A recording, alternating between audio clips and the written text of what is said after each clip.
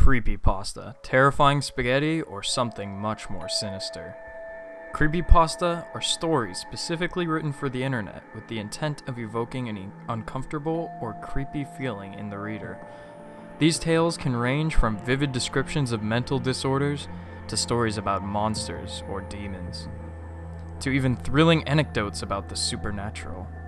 I'm Cameron with the I Run with Scissors HD gaming channel, and recently I've developed a small obsession with these occult tales. So even though this is primarily a gaming channel, I'll be starting a new series for Creepypasta every Wednesday. This first one will be focused on my favorite creepypasta, the SCP Foundation. So without further ado, here are some of the more creepy SCP entries. SCP-72, the foot of the bed. Instances of SCP-72 were first discovered in an apartment building in Michigan, after two local media reports on SCP-72's effects caused a local panic, which drew the attention of embedded Foundation agent. SCP-72 is a shadowy and translucent projection which resembles a 0.9 meter long hand, the fingers of which taper to a sharp point. Detailed recording of SCP-72 is difficult as it does not manifest at light levels above 5 lux. Instances of SCP-72 have only been observed to manifest when a human, hereafter referred to as the subject, enters REM sleep while located in a bed infected by SCP-72 and leaves a foot or feet exposed to the air. If these conditions are satisfied, SCP-72 will emerge from the foot of the bed and appear to use its pointer finger to tap on the subject's foot until they awaken. Subjects have reported that at this point they were unable to move, showing symptoms similar to sleep paralysis. This continues as long as SCP-72 is visible. SCP-72 will then use its pointed fingers to cut portions of flesh from the exposed parts of the subject's foot or feet. It will return to within the bed in between each removal, emerging without the collected material. This will continue until SCP-72 has taken all of the exposed foot or feet, stopping at the ankle. Those subjects exposed to SCP-72 report this process to be immensely painful. Its paralytic effects render them unable to scream or call for help. It is unknown if manifestations of SCP-72 feed on the collected material or use them for some other purpose. As long as the wounds are properly treated, SCP-72's effects are not fatal, but have been observed to cause psychological damage relating to sleep in the future. There is also a secondary effect. Any bed within an approximately 10-meter vicinity of a bed which manifests the effects of SCP-72 will also host an instance of SCP-72. Destruction of a bed affected by SCP-72 reveals no anomalous materials and no trace of biological material removed from the subjects. SCP-1981. SCP-1981 is a standard Betamax tape. Ronald Reagan cut up while talking has been handwritten on the adhesive sticker in felt tip pen. Laboratory analysis indicates that SCP-1981 is made of ordinary material, and serial numbers correspond with home cassette tapes produced in September of 1980. SCP-1981 was initially encountered by a filing clerk in the Ronald Reagan Presidential Library in 1991, who upon watching it alerted the police, with the intent to find the tape's creator to press obscenity charges. A low-level police investigation was conducted, at which point the Foundation was alerted and secured SCP-1981. Class A amnesiacs were administered before could be notified.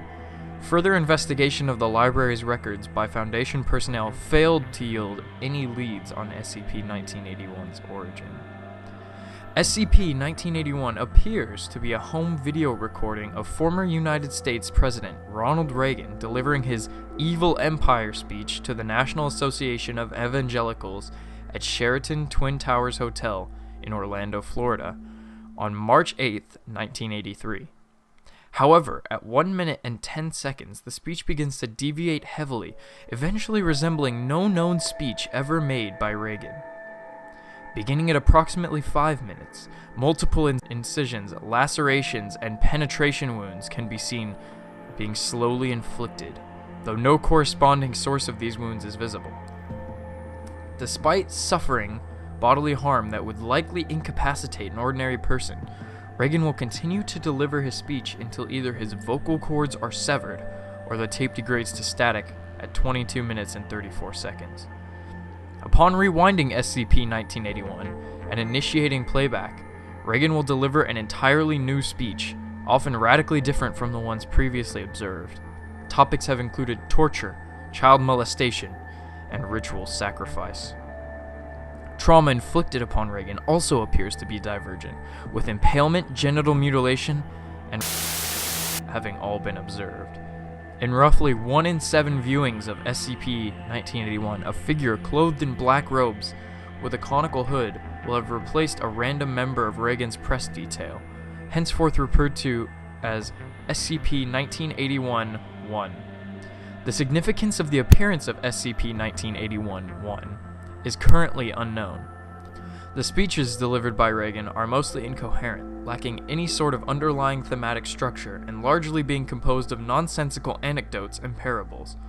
However, occasionally references are made to future events that Reagan could not have possibly known about or predicted, such as the September 11th terrorist attacks, the result of the 2008 Russian elections, and for this reason, rigorous time and effort has been devoted to recording the speech delivered on each playback. Attempts to replicate SCP-1981 into a similar Betamax tape have met with failure.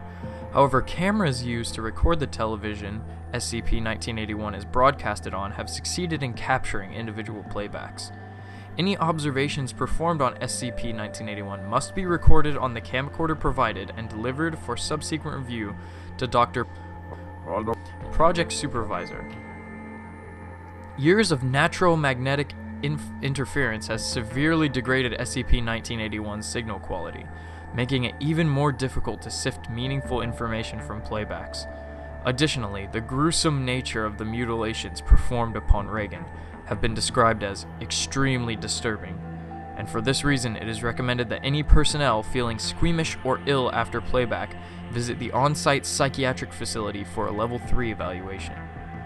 As Ronald Reagan was alive at the time of SCP-1981's containment, a surveillance net was deployed to establish any relation between him and SCP-1981. No known connection was developed, though Reagan would frequently complain about nightmares before his mental state degenerated due to Alzheimer's. Excerpt from video transcript of recording made on 93. A renewal of the traditional values that have been the tendons of this country's strength. One recent survey by a Washington-based researcher concluded that Americans were far more willing to participate in cannibalism than they have been in the past 100 years. America is a nation that will not suffer abominations lightly. 7. And that is the core of the awakening. 12. 18. We will stop Al-Qaeda. Now there you go again. Applause. Reagan. For the first time, we have risen, and I see we are being consumed. I see circles that are not circles. Billions of dead souls inside containment. Unravelers have eaten country's moral fabric, turning hearts into filth. I'm from a kingdom level above human. What does that yield? A hokey smile that damns an entire nation. There is no hope. Applause. Reagan winces back as if experiencing severe pain. Several new lacerations begin to manifest across bare eye socket, as well as punctures appearing to penetrate forehead and temples. Remainder of left arm is now cleanly bisected. Reagan. Further consensus has proven that over half of all Americans still hate, eaten whole by void, the emptiness, the sadness, the blackness, the darkness. Laughter. Laughter continues until signal degrades into static. Video transcript of recording made on blank blank 1996. I've been to the steel mills of Alaska and the cornfields of Nebraska. I've seen the derelict offices of Google burn and the window boarded up and the squatters inside them. I've seen the houses where they cut up the little babies. From coast to shining coast, I've walked empty down drooling path, indecipherable. The decaying flesh of false morality poisoning our children.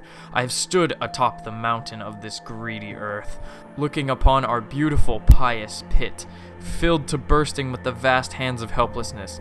And did you know what I saw? Hell. The audience erupts into laughter. Muffled voice can be heard behind camera. Now there you go again! Laughter proceeds to die down. Reagan, but truly now, we live in a fortunate time. There is a fortunate time. Time is on our side. Laughter. A stitch in 9 saves time. There are your truths, and there are my truths, and there are known truths, known unknowns, and unknown indecipherable. Some of them are in the audience right now. At this stage, wounds inflicted upon Reagan's neck appear to be so severe that it can no longer support the head. Speech degenerates into gurgles as Reagan violently jerks forward, spine being severed cleanly and the head only being loosely connected to the body by strands of muscle tissue. Body remains animate for the next 3 minutes and continues to gesture as spinal column appears to be withdrawn from neck cavity before finally collapsing. Tape degrades into static at 22 minutes and 34 seconds. And transcript. Video transcript of recording made on blank 2002. 05 level clearance required. Redacted. Video transcript of recording made on blank 2005. Long shot of podium as well as empty chairs normally occupied by Reagan and entourage. Curiously, this is the only recording that lacks both the intertitles and the presence of Reagan. Camera zooms in on podium. Entity known as SCP-1981-1 enters shot from left and stands at podium. Remains motionless for the remainder of film. At 22 minutes and 34 seconds, tape flashes to single frame intertitle with words, "I see you," colored in red. Holds for 7 seconds, then immediately cuts to static. No further signal for remainder of the tape. End transcript. So that was the first episode of the Creepypasta. I hope I've given you some fresh nightmare fuel before you go to bed. Hopefully you won't leave your feet under the bed or watch any mysterious tapes before the next episode. Until then, I will see you.